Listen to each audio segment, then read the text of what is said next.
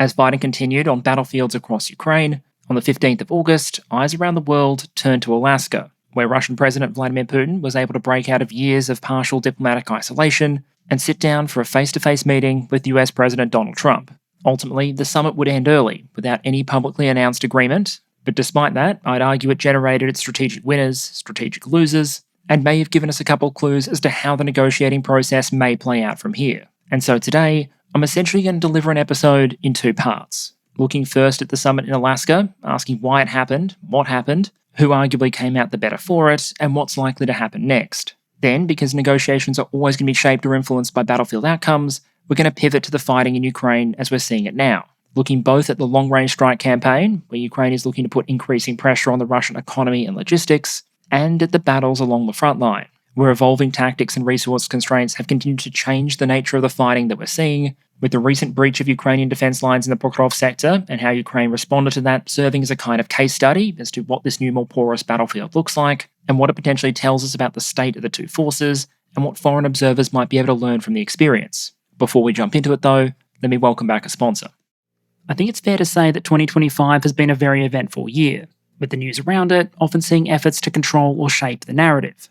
And so if you're tracking through news headlines trying to keep up, it might sometimes be difficult to know if you're seeing a story from all the angles, or if critical information is being conveniently left out or de-emphasized. For example, look at some of the recent coverage leading up to Trump and Putin's summit in Alaska.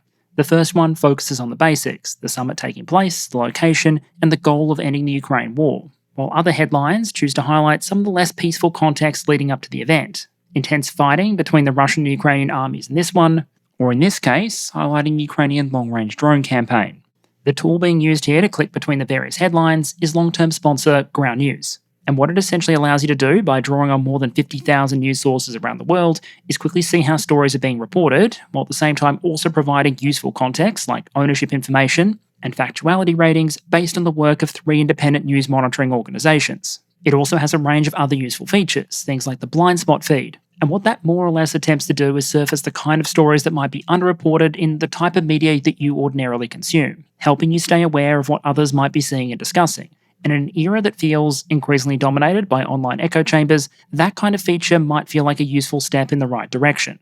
So if you're interested in potentially adding Ground News to your online toolkit, there will be a link in the description. That'll give you access to a 40% discount on Ground News Vantage plan, which is the one I use and plan to take into 2026. So, with my thanks to Ground News as always, let's get back to it. Okay, so let's start with what you might call the road to Anchorage, because while this summit was thrown together relatively quickly, it didn't come out of nowhere. Ever since Russia failed to thunder run the Ukrainian capital back in 2022, all sides have generally agreed that the war in Ukraine would end with a peace deal. What they've always been miles apart on is what that peace deal could potentially look like. And the way we've seen Washington try and push both sides towards a peace agreement has also changed significantly over time.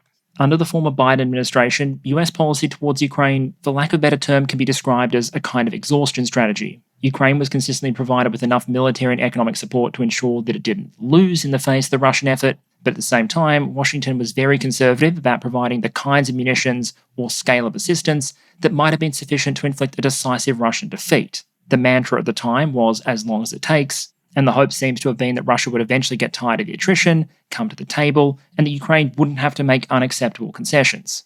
The number one priorities then appear to have been averting a Ukrainian defeat, while also avoiding any sort of uncontrolled escalation with Moscow. With the changeover to the Trump administration, the primary stated goal changed. In terms of his rhetoric, Trump placed much greater emphasis on ending the war as soon as possible, while de-emphasizing the idea that that peace should respect Ukraine's interests. It also introduced more explicitly the idea of potential US rapprochement with Russia. Marco Rubio, for example, discussed a strategic imperative for the United States to prevent Russia becoming a so-called junior partner for China, prompting some in Beijing to comment that US efforts to peel Russia off from China were doomed to failure. But the core policy change from a European and Ukrainian perspective appears to have been that Washington was focused on getting a deal as quickly as possible, even if that meant the Ukrainians had to give up more to get it. That's where we saw significant US pressure applied to Ukraine, including the suspension of military aid and intelligence sharing for a brief period earlier this year, and a much broader shift to the approach on aid more generally. It seemed that most previously promised aid was going to continue to flow,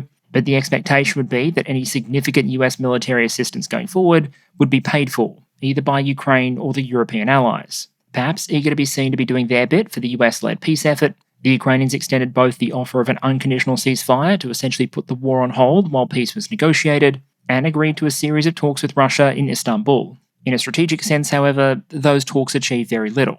Most of the meetings involved tended to be very short. Substantive agreements were mostly limited to the exchange of POWs, or the bodies of the fallen, and you could argue the main achievement from a Russian perspective was allowing them to look like they were negotiating, thus avoiding additional sanctions without really having to give up anything of substance.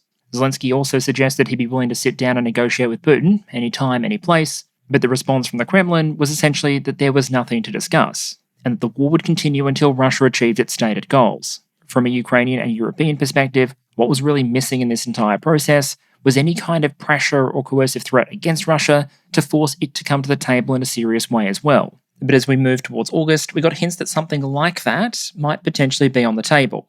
Trump essentially established a deadline for Russia to agree to end the war. And with this diplomatic announcement, we also saw a kind of economic and diplomatic warning shot. Trump announced that unless something changed in the interim, there would be a 25% increase in the tariff on Indian goods imported into the United States, as a punishment for the country buying significant amounts of Russian oil. There was no equivalent announcement for the other major buyer of Russian oil exports, the People's Republic of China, and the increased tariff rate wasn't meant to kick in until 27 August. But it still had an impact on the market, on diplomatic circles, and may have suggested to some in Moscow that there might actually be a threat here against one of Russia's greatest sources of government revenue, at the potential risk of damaging the US relationship with India. As Trump's deadline approached, we didn't get an announcement of a ceasefire. Instead, we heard there'd be a summit, a direct meeting between the US and Russian leaders in the US state of Alaska. Russian state media was generally very positive about the announcement and covered it extensively, while coverage in many NATO countries was significantly more reserved, in part because of who notably wasn't invited to a summit about a war in Europe, the European allies, or the country being invaded. To paraphrase the fears expressed by a number of Ukrainian figures, this was going to be a meeting about Ukraine without Ukraine. And the reporting leading up to the meeting suggested that the proposal Russia would be coming to the table with wouldn't really be that different to the maximalist demands they put forward in the past. A world in which Russia would hand back to Ukraine small pockets of territory it held in places like Sumy, in exchange for basically everything else it wanted. Ukraine would withdraw from the Donbass, freeze the lines of contact elsewhere, demilitarize, change its constitution, pledge not to join NATO, and a list of other demands in exchange for, well, it wasn't entirely clear. The European allies, for their part, managed to secure a bit of a pre-briefing with Trump and reportedly confirmed an understanding that while the US and Russian leaders would meet, any agreements relating to Ukrainian territory would obviously require Ukrainian agreement. As the French president reportedly put it, quote, "Territorial questions that fall under Ukraine's authority cannot be negotiated and will only be negotiated by the president of Ukraine."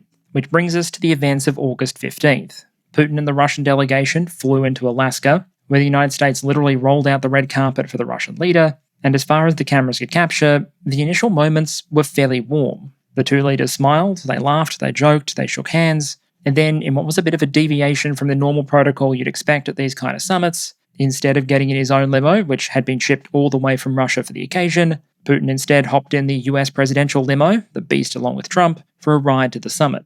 One imagines the Secret Service did a pretty thorough bug sweep after that one. Now, to be fair, there were a couple of moments of posturing or rough edges around the entire affair. Putin was greeted with a red carpet and a handshake, but also a flyover by a B-2 strategic bomber flanked by 4 F-22 stealth fighters. Not exactly a subtle flex of American air power. Meanwhile, ostensibly because the summit had been organised so quickly, and this is the peak of the tourist season in Alaska, members of the Russian press team who flew over to cover the event weren't put up in hotels, but rather a makeshift camp in the Alaska Airlines Center. Something a number of them were quick to complain about on social media when they could get their phones to work. For their part, because apparently trolling is a key element of international diplomacy in 2025, we also saw Russia's Foreign Minister Lavrov turn up in a Soviet Union sweatshirt, while Russian state media made a play on the fact that on the flight over, members of the Russian press corps were pointedly served chicken Kiev. Posturing and trolling complete, it was time for the meeting. In the lead up to the summit, it was generally reported that the format was going to be one-on-one with a translator. Instead, the format appears to have been a 3-on-3. Trump, Witkoff, and Rubio for the US side, and then Putin, Lavrov, and Foreign Policy Advisor Yuri Yushakov on the Russian side. The talks were also meant to have 2 primary stages. The initial roughly 3-hour discussion, which we got, and then a second discussion with a wider group of advisors covering a wider range of issues. Instead, after about 3 hours, the summit wound up, and we went to a press conference with Putin and Trump. And I use the term press conference here fairly loosely, considering neither of them actually took any questions from the press. Somewhat uncharacteristically for these kind of events so far, Trump afforded Putin the opportunity to speak first. For those of you who didn't watch that press conference live, here's a quick summary. The first part of Putin's speech focused on just about everything other than Ukraine. To what I'm sure is everyone's disappointment, this time we didn't get a dissertation on Russian history from Rurik forward, but instead a few select slices of history that demonstrated a connection between Moscow and Washington DC. He described the US and Russia as close neighbours, noted Russia's deep historical links with Alaska, and honed in on some of the examples in history where the US and Moscow have cooperated. US lend-lease to support the Soviet Union during the Second World War got a mention. The subsequent half-century-long period of pointing nuclear weapons at each other while fighting proxy wars around the world obviously didn't. He brought up some of the potential economic benefits that a renewed Russia-US relationship might bring, especially in places like the Arctic, and then finally mentioned the elephant in the room, the war in Ukraine. In that respect, Putin was generally very positive about the meeting publicly. He indicated that valuable understandings had been reached, that the US had acknowledged that Russia had legitimate interests, and re-emphasised that any peace deal needed to, as he put it, eliminate the root causes of the conflict. That line would likely be particularly concerning to those in Europe or Ukraine listening, because the root causes of the conflict, as Russia has often expressed them in the past, relate to some of Russia's more maximalist war goals. A need for Ukraine to demilitarize, avoid international alliances, and demand for NATO to recognise Russia's territorial ambitions and sphere of influence in places like, but not just including, Ukraine. There were a fair amount of compliments and flattery. Putin explicitly said that the war in Ukraine wouldn't have begun if Trump had been president at the time, and then there are a couple of comments that might be read as an attempt to wedge the United States off from its allies, with Putin saying, after talking about all the progress that had been made and agreements that had been reached, a need for the Europeans and Ukrainians not to sabotage, as he put it, the nascent progress with provocations or behind-the-scenes action, trying to build on that narrative that the primary barrier to peace here isn't Moscow for invading a neighbouring country, but the Ukrainians and the Europeans for not agreeing to give up enough to end it. After Putin was done, Trump was up next and gave a considerably shorter address. He suggested that a lot of progress had been made and many points had been agreed, but some hadn't, that there wasn't a deal until there was a deal, that he intended to speak with the Ukrainians and the European allies, but that he expected to see the Russian leader again soon, which prompted Putin to interject in English, quote, "next time in Moscow," end quote, and with that, no written communique or details on what was actually agreed, the summit was over. In terms of what was actually discussed or agreed, we're still very much in the dark, but a couple of the steps taken immediately afterwards might afford us a couple of clues. Zelensky reportedly got on a call with Trump, later joined by European leaders, and the plan appears to be for the Ukrainian president to meet Trump in Washington on Monday. Also reportedly attending will be the leaders of France, Germany, the United Kingdom, Italy, NATO, and Finland. The follow-on plan then appears to be for a trilateral leaders meeting, with Trump, Putin, and Zelensky, to follow at an unspecified date. There were two other clues we arguably got, one about how Washington sees the primary challenges from here on out, and secondly, what the sides are going to try and negotiate towards. To the latter point, it appears the goalposts have moved from trying to secure a temporary ceasefire followed by peace negotiations directly to a peace deal. As Trump put it in the post on the right there, quote, "It was determined by all that the best way to end the horrific war between Russia and Ukraine is to go directly to a peace agreement, which would end the war, and not a mere ceasefire agreement, which oftentimes do not hold up," end quote. Now, in an abstract sense, there are some fairly compelling reasons that kind of approach might make sense. One of the great challenges of negotiating a ceasefire is it's unlikely either side are going to want to make any concessions to secure it because of just how fragile it might be. You probably don't want to give up any kind of military advantage by, for example, withdrawing from a defensive position or drawing down your forces in the region. If it's possible or even likely, the other guy is just going to king hit you the moment your back is turned. Similarly, dropping long-term economic measures like sanctions in exchange for a ceasefire could also potentially be problematic, because you'd run the risk of, for example, Russia using that relief to regenerate its economy and its military, and then resuming the war at a moment of convenience. That would make it very difficult for Ukraine to actually take any benefits out of a lull in the fighting, whether that be demobilizing, holding elections, or converting the economy back to more of a peacetime footing. Aiming to go directly to a peace deal where you resolve all of the issues on the table at once might actually make it much more likely that an agreement, if it's reached, actually sticks. The downside, of course, is that you'd need to reach agreement on all of those issues to get there, which means the negotiating process and the fighting taking place in the meantime might stretch on much longer than if the push was just for a ceasefire on current lines. Leading up to this point, the major push from Ukraine had been for a ceasefire. a concrete step that could be put in place very quickly, with sanctions imposed on Russia if it failed to agree to one. A lot of Trump's language and comments from European leaders up to this point also followed that same track, with Trump having said before this summit that he hoped to walk away with a ceasefire. The transition over to targeting a final peace deal immediately then brings with it a couple of potential consequences. On one hand, if it works, it might produce a more durable and beneficial outcome. But on the other hand, it almost guarantees that even if all sides are actually fully supportive of the process, it's going to drag on a while. And instead of just pressing pause essentially while talks take place, Russia's military operations are going to be able to carry on unabated in the background, which, if the Kremlin believes that more fighting is to its benefit, at least for the moment, would represent a win of sorts for Moscow, and we'll come back to that point a little bit later on. I suspect some Allied leaders might also have felt reason to be concerned over some of the comments that Trump made subsequent to the meeting. He reportedly said of the push for peace going forward, quote,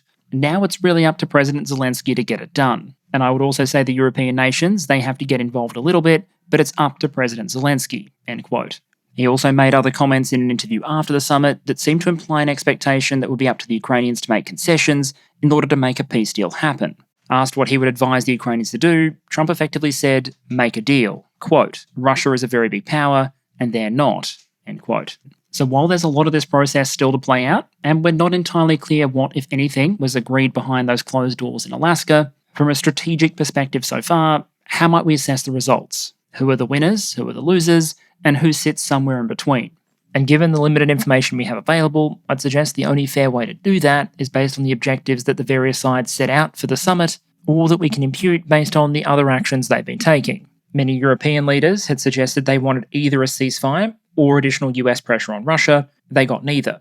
Going to the meeting, Trump had said he'd be disappointed if he didn't achieve a ceasefire, and no ceasefire was achieved. The second half of the meeting didn't happen, the working lunch was cancelled. Some State Department documents were apparently left in a printer, which were later found and released to the press, and while there was talk of progress being made on key issues, we haven't yet seen any public evidence of any written agreements or anything that would constitute a major breakthrough for the Ukraine war. By all accounts, among other conditions, the Russians are still very much demanding that as part of any agreement, the Ukrainians hand over the Donbass to Russia, which, as Moscow would well know, remains a key political and legal red line for the Ukrainian government. Given the lack of trust between Moscow and Kyiv, it likely also remains a military red line as well. The Donbass contains some of Ukraine's most fortified positions and defensible terrain.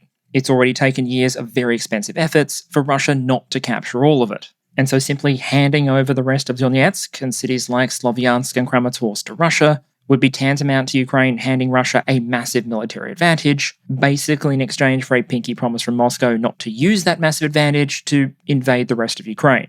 One thing that has been trumpeted by one member of the US delegation, Steve Witkoff, is that Russia reportedly signaled at the meeting that it could accept some sort of security guarantees for Ukraine outside the bounds of NATO. But while security guarantees are probably an essential component of an agreement that prevents the war just breaking out again later, the devil will very much be in the detail. For example, back in 2022, Russia apparently offered Ukraine security guarantees as part of a potential settlement. It's just that those proposed guarantees came with a built-in Russian veto. Russia also offered Ukraine security assurances as part of the process to get Ukraine to hand over the nuclear weapons on its territory, but without a strong enforcement mechanism like NATO's Article 5, those ultimately came to nothing, both in 2014 and again in 2022. With these kind of treaties, there are security guarantees and there are security guarantees, and it's not yet clear which of the two Russia has been talking about potentially putting on the table. So while it's possible that we see a change in the future, for the moment, it's not clear what America actually walked away from the table with. On the other hand, I think it's basically impossible to argue that this wasn't a win for Vladimir Putin. It may not have been his absolute best-case scenario, which would probably have been a split between Trump and the European allies, but relative to the costs involved, which were basically negligible, there was a lot of payoff here. It was a clear demonstration that after years of isolation of the West, Putin was being brought in from the diplomatic cold. In the public-facing sections, it was very warm, something Russian state media was quick to seize on, but the biggest practical gain was likely to convince the US to delay further pressure while allowing Russia to continue its military campaign. Prior to the summit, the message had been that if Russia didn't agree to a ceasefire, serious consequences would follow. And yet Russia managed to come out of the summit without agreeing to a ceasefire and with a further delay to any potential consequences. If the primary goal for the Russian Federation going into this meeting was to stave off any additional sanctions or significant aid for Ukraine, while still giving them a military free hand in the country, for the moment, that objective appears to have been achieved. And we basically saw former President Medvedev say as much openly. Quote, The meeting proved that negotiations are possible without preconditions and simultaneously with the continuation of the special military operation, end quote. AKA for now, Russia's interest is to continue fighting, and they believe they found a way to continue doing that while also talking enough to avoid American retaliation. I'd also suggest that any situation that potentially allows Russia to wedge the European allies away from Washington, D.C., is a strategically beneficial one from Moscow's perspective. And with those European allies generally favouring more pressure being placed on Russia, just as Trump appears to announce another reprieve, the chance of diplomatic fissures may well increase. There may even be broader economic and diplomatic benefits for Russia that go beyond a short-term reprieve from Washington, D.C. Economics and business decisions are often a matter of expectations and risk calculus. And so if you're a third-party country or company watching all this play out, you might be trying to guess what the future brings and trying to decide whether it makes sense for you to deal with Russia or not. Is investing in a business relationship with Russia worth it based on current conditions? Or is there a risk it all goes pear-shaped if Washington brings the hammer down? Risks like that don't go away because this summit, but if it's seen to represent yet another case of the US walking back from an ultimatum without Russia giving up anything meaningful in return, then that might push more actors to conclude that, yeah, maybe they can deal with Russia. It's a development that's certainly not likely to hurt the Russian economy, and it may well benefit it. But perhaps my biggest argument for suggesting that this was a win for Moscow is it was essentially a diplomatic free kick. In a strategic sense, doing this doesn't appear to have cost Russia anything. They got the red carpet treatment, they got the reprieve from sanctions, and so far appear to have paid very little for it. By contrast, while this arguably wasn't a worst-case scenario for leaders in Ukraine or European capitals, which probably would have been some agreement between Washington and Moscow to end the war in Ukraine on terms deeply unfavourable to Ukraine without Ukrainian involvement, beyond that, it's hard to see how they achieved any of their wish lists going into it. That might be a particularly hard pill to swallow in some European capitals, given that from their perspective, 2025 has already seen Europe give the United States what it wants across a range of policy areas. They agreed to a new 5% spending target for NATO, signed a new trade agreement with the United States, and a number of European states have now started to put up significant funding to purchase US arms for Ukraine. These European states are US allies. They're collectively its largest trading partners, and their strategic and economic significance to the US is much, much greater than Russia's. And yet they've continued to find themselves effectively sidelined from negotiations over a war on their doorstep, which they now carry a majority of the financial burden for supporting, and for which they now provide a majority of the delivered military aid. And while I've so far tried to focus on some of the colder strategic implications of what we just saw, I do think we need to spare a word for how this entire process might be perceived. For a lot of Ukrainians, I don't think there's any way this doesn't feel like an absolute gut punch. They've been an American friend and ally for years. They've sent troops to Afghanistan. They've signed an agreement with America about their mineral resources, and they fought hard after being told by the US president back in 2022 that Washington would back them for as long as it took. That might make it hard for some Ukrainian observers not to do things like compare the welcome that Zelensky got when he visited the White House earlier this year with the red carpet reception rolled out for Vladimir Putin, the leader of an American adversary. And for other American friends and allies around the world, while leaders might be nervous to say as much for fear of damaging their relations with Washington, there might also be a bit of apprehension about how this entire process is playing out. A lot of US relationships are built on the idea of the US as a security provider, a security exporter. In an emergency, the US backs you up with its military and economic might in exchange for a variety of things the rest of the time. Maybe support on the international arena, favourable trade agreements, the purchases of US weapons, or more direct contributions like sending military assets to support American foreign campaigns. The value of that kind of relationship with the US, though, depends on two linked factors.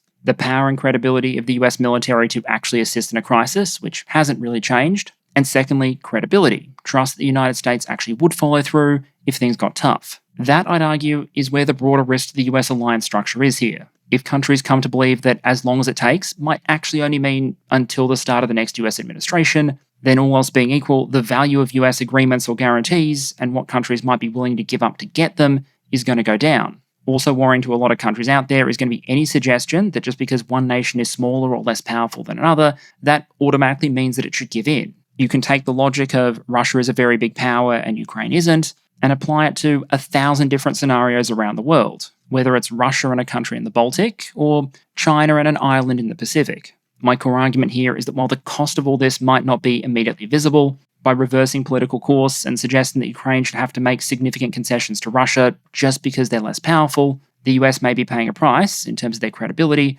and their global soft power. What'll be interesting to see now is what comes out of the next round of talks between the US, Ukraine, and its European allies. But for the moment, with a switch in emphasis to trying to negotiate a peace deal rather than a ceasefire, an end to the war in the short term still seems deeply unlikely.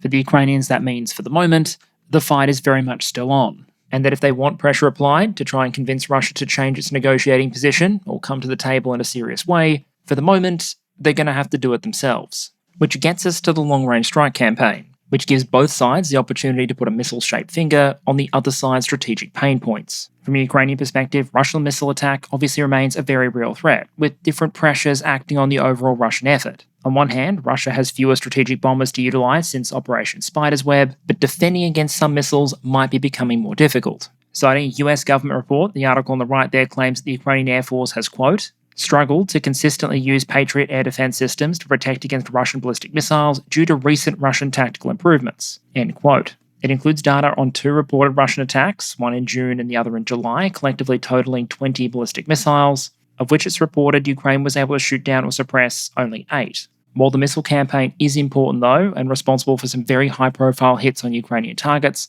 the overwhelming majority of both efforts, Russian and Ukrainian, is now being carried by the long-range one-way attack drones. And the quantitative gap between those low and high-end systems is becoming wider and wider. Ukrainian intelligence suggests that Russia's planning to produce a casual 79,000 Shahed-type drones just over the course of 2025. From a Ukrainian perspective, that number isn't as bad as it might first sound, since between a third and a half of that total is actually made up of the smaller Gerber decoy drones. But even with that adjustment, you're still talking about a shit ton of incoming.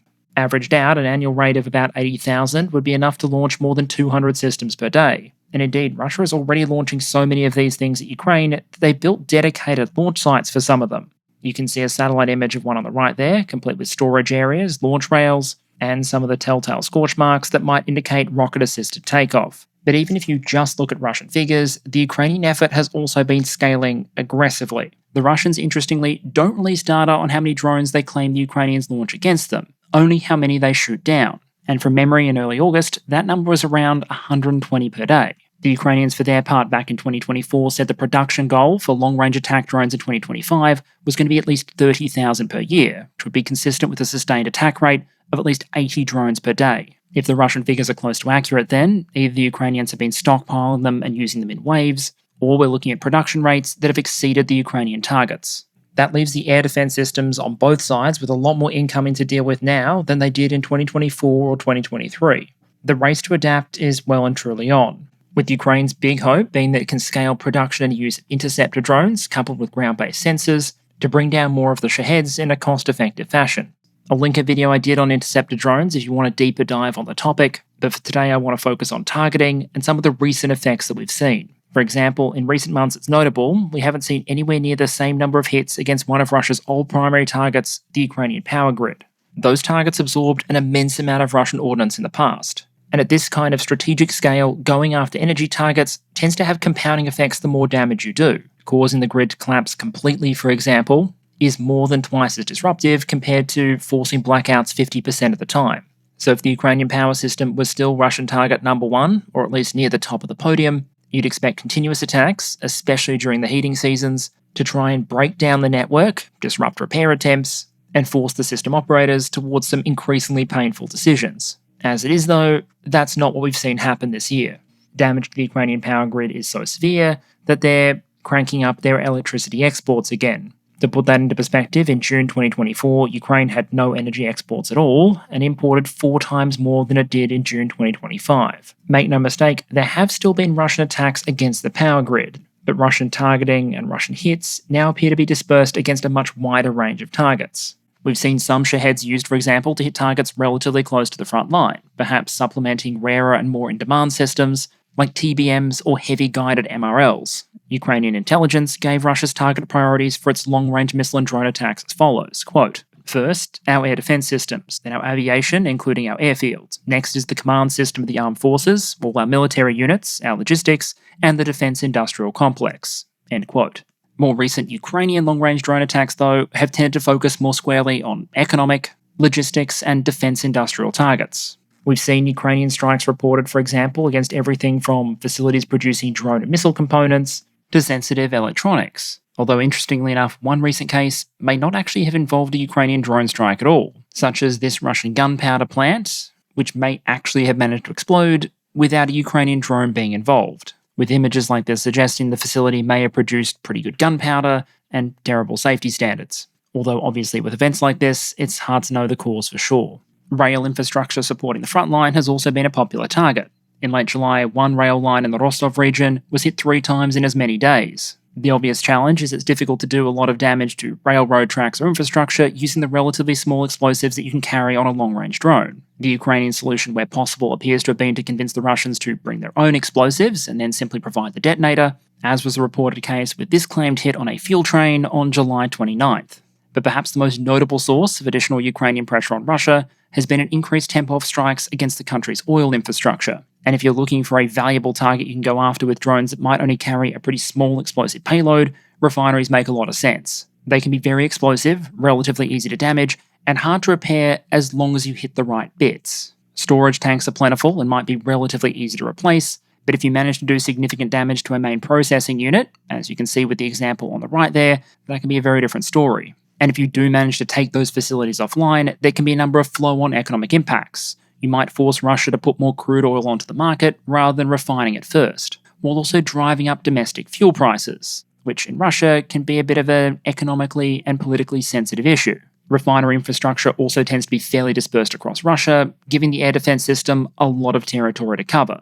So in summary, squishy, relatively valuable targets that cost a lot to defend and relatively little to attack. In the past, we've sometimes seen Ukraine exercise a little bit of restraint when it comes to attacks on Russian energy infrastructure, but in early August, they appear to have pretty much let rip. Over the first half of this month, Ukraine averaged 1 strike on a Russian refinery roughly every 2 days. 2 on the 2nd, 2 on the 7th, 1 on the 10th, and another on the 14th. Some of these facilities were, you might say, repeat customers. The Saratov refinery, which you can see burning on the right there, and which was reportedly forced to halt oil intake after a drone attack in August, was also sporting a relatively similar look, you can see here, back in January. I'd also note that in at least some of these cases, the Russians have often continued to insist these refineries often aren't actually being hit by drones. The governor of the Volgograd region, for example, insists that his refinery was only hit by falling debris. Quote, "As a result of the falling debris, a spill and fire of petroleum products occurred at the Volgograd oil refinery. Fire services quickly began extinguishing the fire,"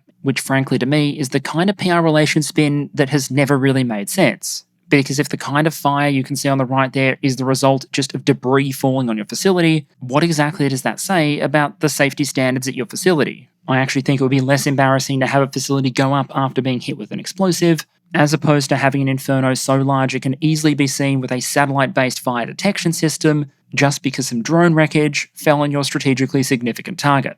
With all these strikes, I think it's important to keep the results in perspective. These attacks do tend to have a compounding economic impact. Wholesale gasoline prices on Russia's St. Petersburg Commodity Exchange are reportedly up about 30% year to date. And to help stabilise domestic prices, Russia has suspended gasoline exports at least through August 31st.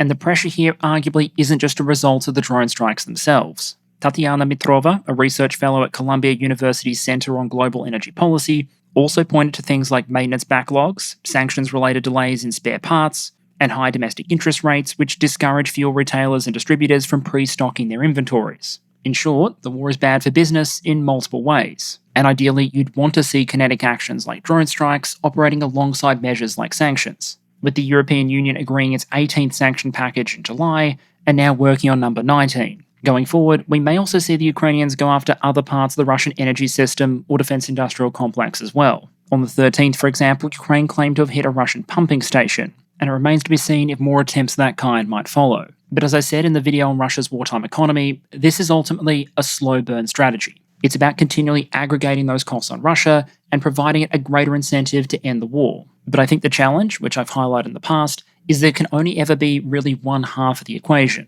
These kind of long-range attacks on the Russian economy or sanctions can be put together to increase the cost Russia pays for carrying on the fight, which is why you would expect, all else being equal, a significant application of US pressure would make it more likely they try and end it sooner, making the refusal of Washington to wield the stick a little while pushing for a rapid settlement potentially all the more difficult to understand. But the balancing point from a Russian perspective of the costs of fighting the war are what they expect they might get out of it if they do keep going. That rests more squarely on battlefield dynamics. where Russia, at least for the moment, might have reason to conclude that whilst paying a significant price for doing so, it is proving able to grind its way forward and place mounting pressure on the Ukrainian defences, likely with the dual purposes of maintaining pressure on and trying to wear down the Ukrainian force, and also trying to work their way around difficult objectives, like fortified urban agglomerations, to try and encircle, or at least semi-encircle them, and eventually force the Ukrainian withdrawal.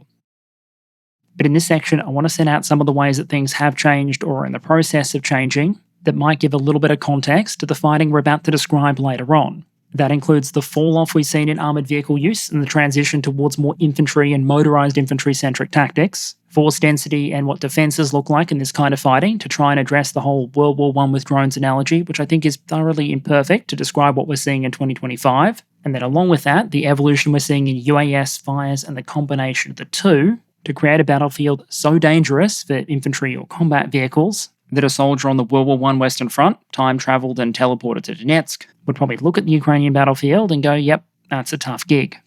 So to start with, let's talk about the partial demechanization of the Russian army in Ukraine. The chart you can see on the right there shows visually confirmed MBT losses for both the Russians and Ukrainians between Q1 2024 and Q2 2025. And immediately I'd argue the long-term trend and year-over-year shift is obvious. In per-day terms, it isn't a complete collapse, but it is noticeable. A drop from around 3.2 per day on average in the first half of 2024 to around 1.9 per day in the first half of 2025. On the other side, over that same time period, we've actually seen visually confirmed Ukrainian tank losses increase from around 3/4 of an MBT per day in the first half of 2024 to around 1.2 in the first half of 2025. The same pattern has been seen in IFEs, although the overall effect is a bit less dramatic. The Russians went from losing over 1,000 infantry fighting vehicles in the first half of 2024 to a still mind-bending 778 in the first half of 2025. On the same scale, Ukrainian losses jumped from 143 to 277, narrowing the ratio from more than 7-1 to about 3-1. The likely explanation here is probably twofold. Both that on one hand, Ukraine got very good at countering Russia's traditional mechanized defensive tactics, and on the other, that Russia, having run through a lot of its Soviet inheritance, has now made an active choice to try and preserve some of the material it still has available, essentially going through less metal at the expense of burning through another resource much faster: Russians. A key point enabling this continuous offensive dynamic has been Russia's continued relative success in the area of force regeneration. Both Ukrainian and Russian sources generally agree that the Russian Federation is meeting or exceeding that 30,000 troops per month recruited baseline that we've discussed in the past, and that for the moment, the intake rate likely exceeds the casualty rate. That estimation might go some way towards explaining some of the changes we've seen on the Ukrainian side, including elements of the unmanned systems forces changing their kill point scoring system, for lack of a better term, where units are awarded points based on confirmed damage to Russian forces, which they can then use to purchase additional resources. Yes, Ukrainian drone operators do basically have an in-game store at this point, to place a greater emphasis on Russian personnel rather than equipment casualties. Over the past few months, we've seen some evidence that may have resulted in an increase in Russian casualty rates, but not yet to an extent that would actually force them to change their approach. I think it's worth saying that in the short term, Russia's infantry-centric tactics are likely sustainable. In the longer run, however, there are definitely some rough edges. For example, both the average cost and source of Russian recruits has been steadily changing, with the resource, if you like, of men in Russian prisons now significantly exhausted. An increased proportion of recruits now come from those who have been accused of crimes, but not yet convicted of them. There's also reportedly been an uptick in Russian conscripts pressured to sign military contracts either during or immediately after their conscript service, and the continuation of a long-running trend we've seen with both forces where recruits are getting older and older. The analysis you can see on the right there of reporting missing in action cases in the Russian 8th Army between 2024 and 2025 shows that relatively clearly. There are significantly more losses in 2025 than in the equivalent part of 2024, and among the reported missing, there are more troops over the age of 50 than there are under the age of 31, suggesting the Russian recruitment system isn't exactly filling the ranks with young elite athletes here.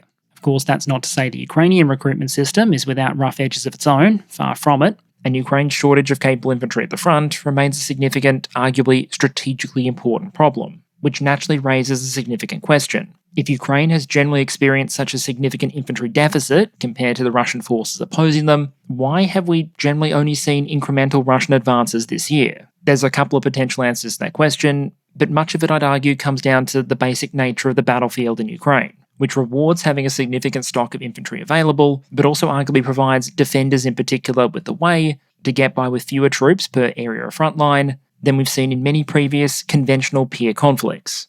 I've sometimes heard the war in Ukraine described as basically World War I but with more drones. Basically, take that image on the right there, give Hans an FPV headset, and you'd be 90% of the way there. We tend to think of trench warfare as two densely held trench lines facing off against each other with a deadly no man's land in between. In Ukraine, for a variety of reasons, that kind of setup would be exceedingly rare. Why? Well, for one, this is a battlefield where ISR assets are just so good and precision firepower so prolific that even if you dig them into a trench system, if you line a significant number of blokes up shoulder to shoulder, they're just not going to survive. In World War I or World War II, the belligerents didn't have a lot of great options against a lot of fortified targets. You didn't really have the precision to hit a lone artillery piece in a firing position, for example. Now you have FPVs and loitering munitions. Nor did you effectively have great options that packed enough bang and enough precision to effectively dig infantry out of their trench systems. In Ukraine, though, we've essentially seen glide bombs take on some of that role. What you can see on the right there, for example, is a map by Clement Lin, who mapped more than 3,200 Russian airstrikes over the course of just 3 months on one section of the front. The kind of density made possible by a Russian production target for glide bomb kits that Russia's previously estimated at north of 50,000 per annum.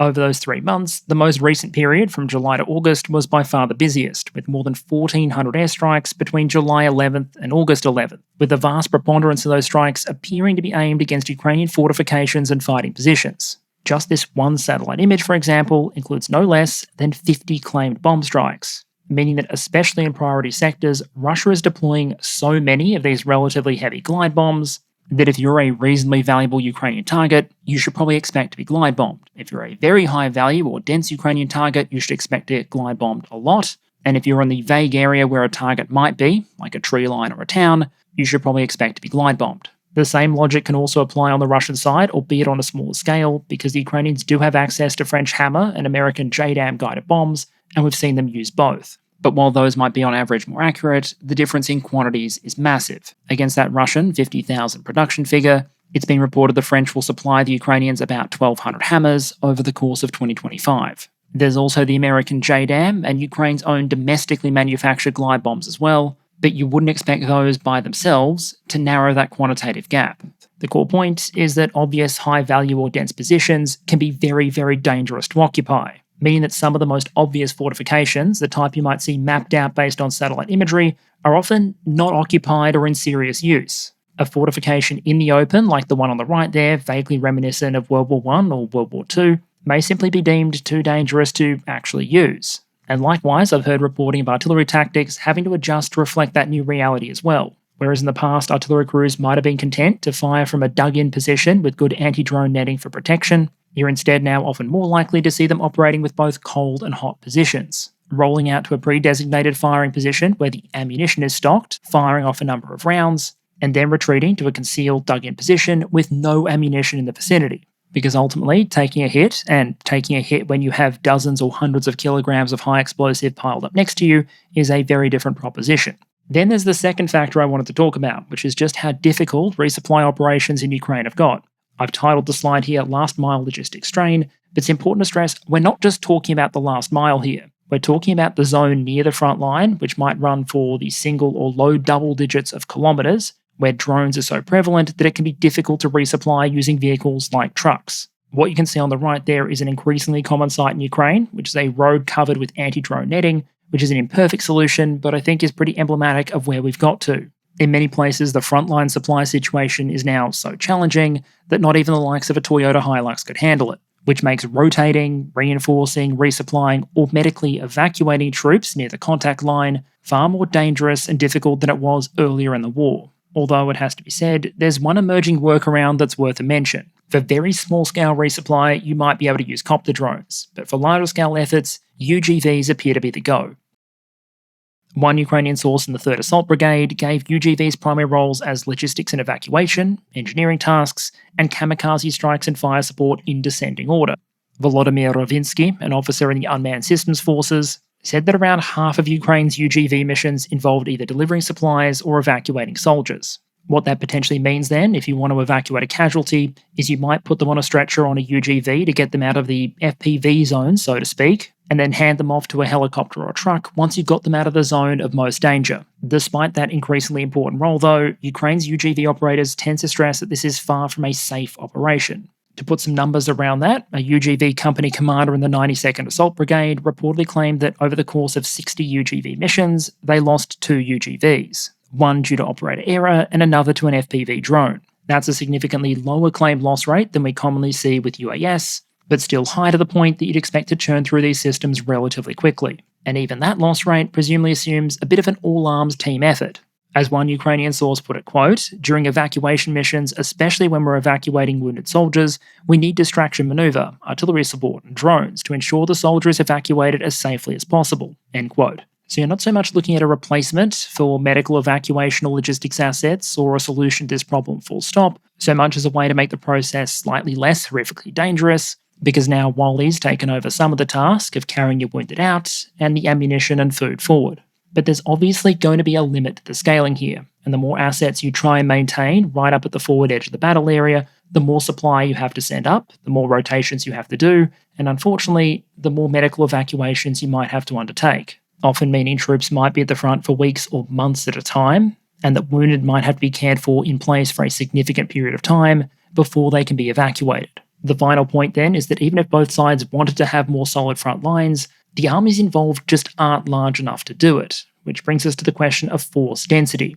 Back in 1960, British officer B.H. Liddell Hart did a study on historical defender force densities, basically the measure of what number of troops you effectively needed to hold a given area of front line. The general finding is that over time, as firepower levels increased, the number of troops you need to hold a given section of defensive line decreased, from about 20,000 during the Napoleonic War to about 8,000 during the Russo-Japanese War, and then lower again in World War I and World War II. Working through all of the data available to him, Hart calculated what he considered to be a tactical minimum for NATO forces of the era of around 1,000 men per mile. The problem with those historical ratios, especially when you're talking about the First and Second World War, is they were only achieved because the armies involved were much larger than what we're seeing now. Assuming the Ukrainian front line at the moment is roughly 1,200 kilometres or 745 miles, including both active and inactive sectors, making this a true World War I with drones based on Hart's 1915 benchmarks would necessitate an army of about 4.5 million defending troops holding that front line, a number significantly larger than the total maximum authorised strength of the Russian military and the Ukrainian military combined. Essentially, neither of these forces have the troops necessary to man the entire front to historical standards. The main hypothetical solutions then would be to A, find a way to hold terrain with fewer troops, or B, to reduce the length of the active front line.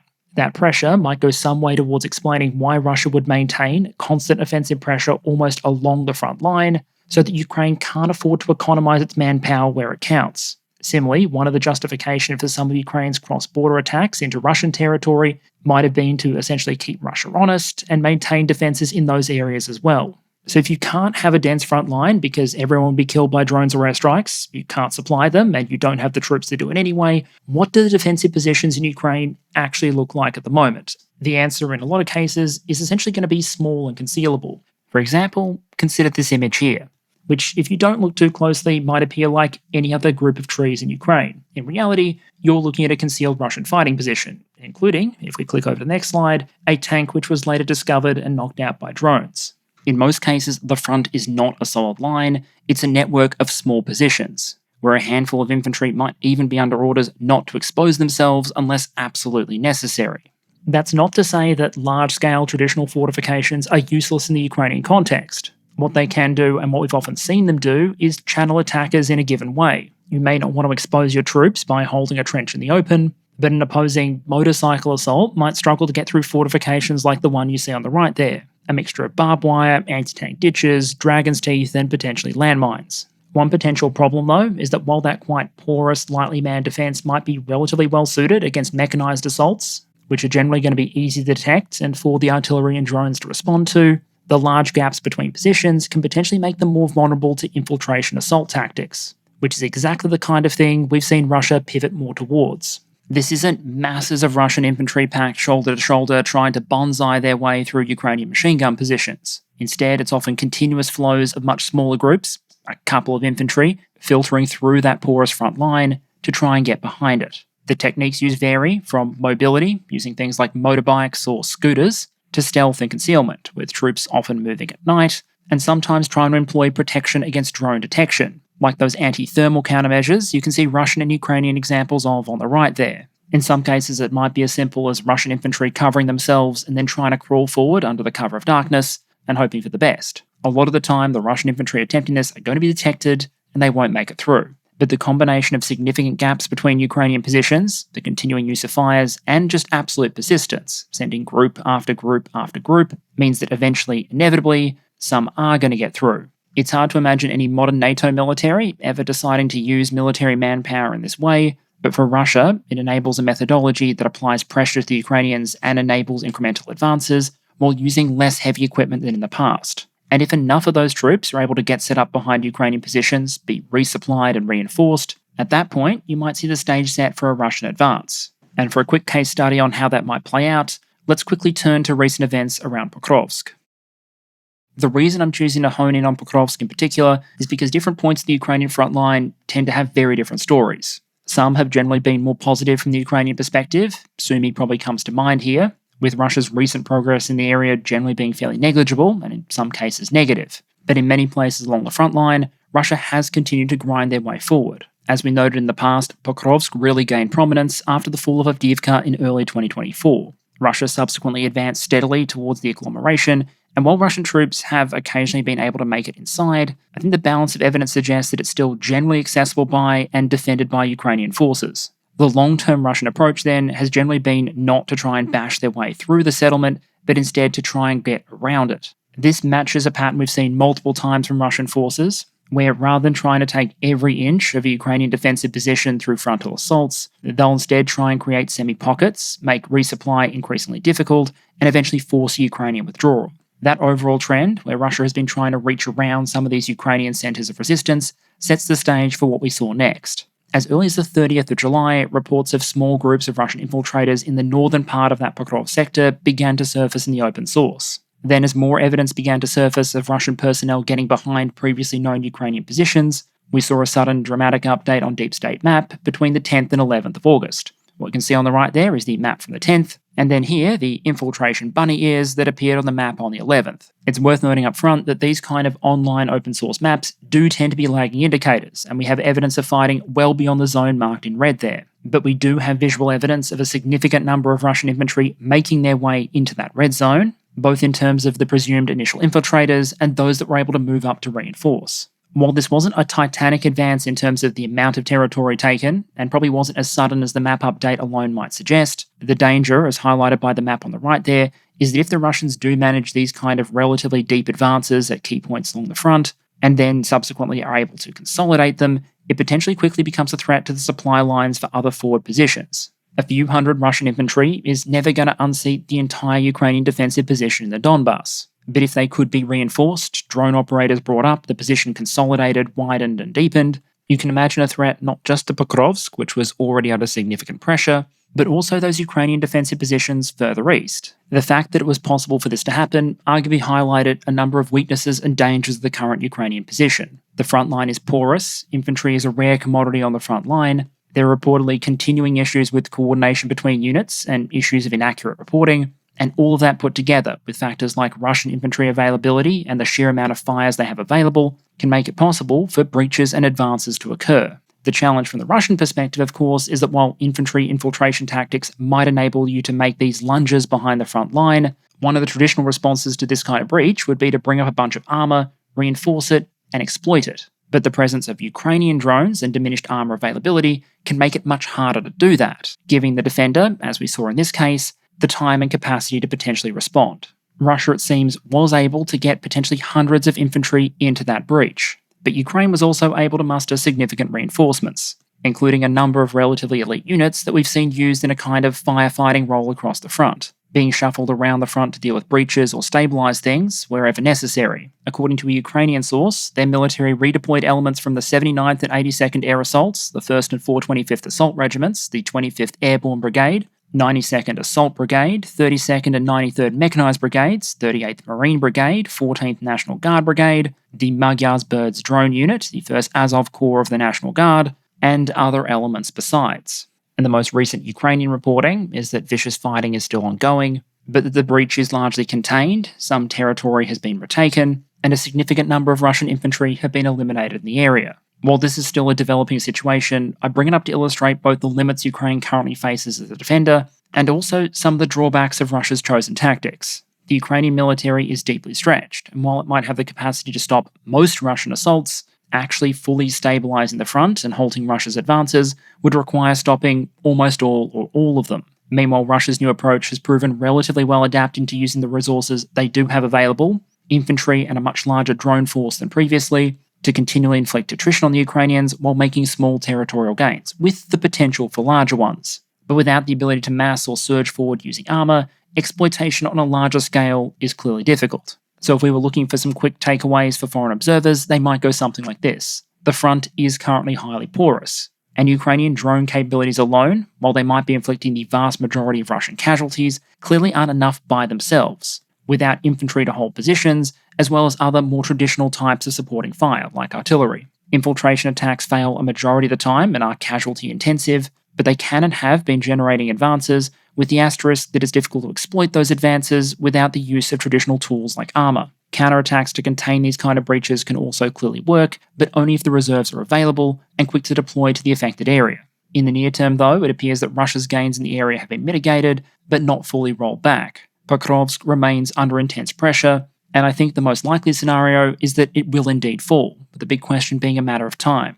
Even once that happens, though, Russia will still have a number of major obstacles to overcome in Donetsk. The movement from Avdiivka to not yet taking Pokrovsk has taken about a year and a half so far, and places like Slovyansk and Kramatorsk are much larger and much better defended than Pokrovsk was. That, I think, puts in perspective what the Russians are actually asking for when they demand the Ukrainian military give up those positions. At present rates, Russia taking them the hard way would be the work potentially of years, hundreds of thousands of casualties, and involve Russia finding a way to overtake the largest settlement it would have successfully seized since 2022. From a Russian perspective, the Donbass is a long way from an easy battlefield win, especially with economic pressure mounting in the background, which might be one reason to try and win it cheaply at the peace table, rather than the expensive way on the battlefield.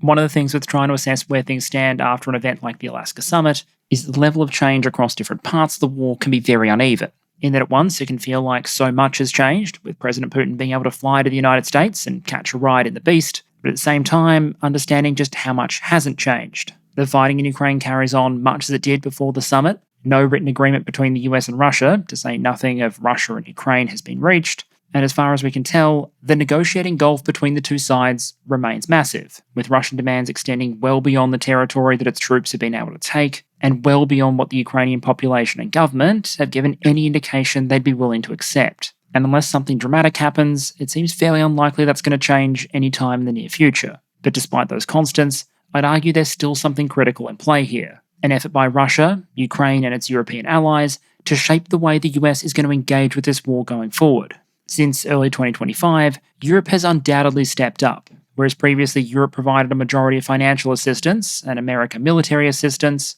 by some measures, Europe now leads in both. European defence production has gone through a serious ramp-up, and just one supply program, the Czech Ammunition Initiative, expects to deliver Ukraine about 1.8 million artillery shells by the end of the year. But as we saw, that level of assistance has been enough to enable Ukraine to make Russian advances very painful and incremental, but not enough to entirely stabilise the front, which is part of what leaves the role that the United States takes so critical. If the US actually broke out the diplomatic stick in a big way, going after Russian energy revenues, its economy, and throwing its military support effort behind the European one, all else being equal, you'd expect the pressure on Russia to dial back some of its demands to massively increase. At the other end of the spectrum, if it chooses to do so, Washington also has a lot of tools to pressure the Ukrainians or Europeans. For example, cutting off access, even if it is paid access, to critical munitions like Gimler's rounds, Patriot interceptors, or logistics and intelligence support. Coming out of Alaska, the mood in the Russian media has clearly been fairly positive, but I think potentially just as critical is what we see happen in the coming week.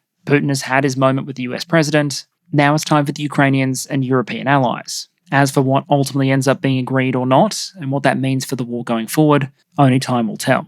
And okay, brief channel update to close out. If you told me back in August 2023 or even August 2024 that what I'd be doing in August 2025 was covering a Russian-US summit in Alaska, depending on the odds you're offering, I might have been interested in taking that bet. But given 2025's tendency so far to be as eventful as possible, perhaps we shouldn't be surprised.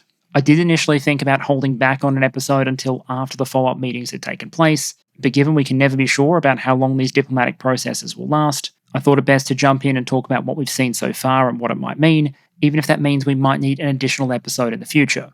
In terms of additional channel updates, thank you to those patrons who voted in the recent topic poll. I'm leaving that open for the moment, but I'll probably be checking the results around Tuesday and then factoring that into my future decisions. As for any other announcements, including when I might revert to a more regular time zone, for the moment, all I can say is that I'll get back to you in a week or so. I hope you all enjoyed the episode. Thank you very much for your ongoing engagement and support, and with any luck, I hope to see you all again next week.